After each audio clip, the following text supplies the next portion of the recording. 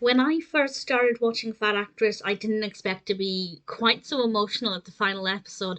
I have so many thoughts about the final episode, so much more than any other episode, that there will definitely be spoilers in this discussion. It was beautiful, and the ending was so much more powerful than I expected. And of course, I'm not going to pretend that it's the finest bit of television I've ever seen and it's the most expertly crafted bit of comedy ever, but it was pretty incredible. And when I compare this episode to, say, Holy Lesbo Batman, which I think was the second or third episode, it's just, it's come on leaps and bounds, to use a popular phrase. And I think the fact that I've seen the show before a long time ago, couldn't really remember all of the, well, any of it really. Um, but watching it now, after we've lost Kirstie, as I've mentioned before, I've been a fan of Kirstie Alley since I was 5 years old, and watching it now really makes it very emotional and very, well, so much more moving. So in this episode, it starts off with what sounds like it would be a really boring scene. They're ordering sheets off of television. They're phoning up. Eddie's ordering sheets at Kirstie's command, and it sounds really boring, but they make it so engaging. The dialogue is so quick. The quick remarks are back and forth. Kevyn's absolutely brilliant, and it turns out that Kirstie doesn't have as much money in her bank as she thinks she does. Kevyn and Eddie's latest paychecks bounce, and she's desperately, of course, trying to find a way to get more money. And it's actually quite a difficult episode to watch in some ways, because Kevyn's really on the end of her line. You can see at any moment she's going to snap.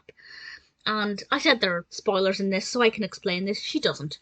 But she does have a way of potentially getting her own back, but also making it work with Zucker, which I thought was a pretty brilliant thing to do. That played out very well.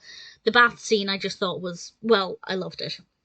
And then what happened immediately after that with Rhea Perlman is special for a couple of reasons, but I just want to mention briefly when Kevyn asked Zucker if there were any plans for a Veronica's Closet DVD.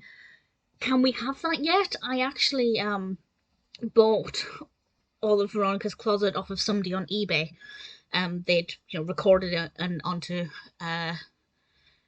DVD and things, so I actually have Veronica's Closet, but I don't understand why it's never been released on DVD, and I will pay good money for that box set. So I just want to say, yes, this was in 2005, 17, 18 years later, still waiting for that DVD box set.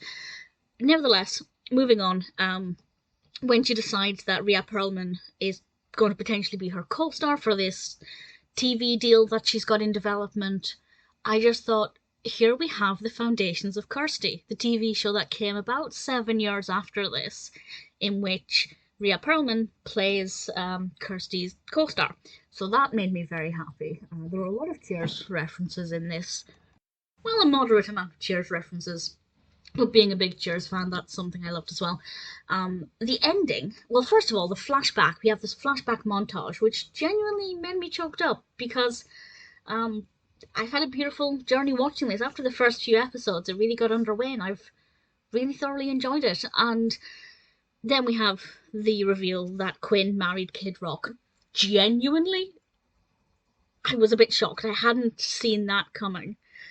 And just Kirstie's acting at that point, when she's lying on the floor, if you watch her eyes are incredibly, what's the word I'm looking for? I was going to say focused, but that's not quite what I mean.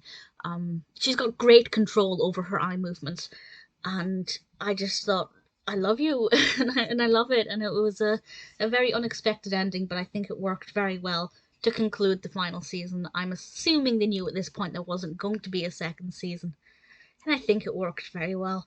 Really thoroughly enjoyed watching Fat Actress.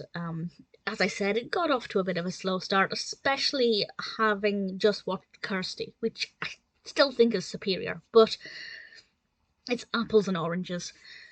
Really thoroughly enjoyed it. If you haven't seen it and you're a fan of Kirstie Alley, I have probably just spoiled it all for you, but either way I recommend it. I just, 5 years old, it's been a long time to admire somebody's career for that long, and 25, 26 years later, I still adore her, and it's a beautiful show, and I'll watch it again, and it may not be perfect, But for me, it really is.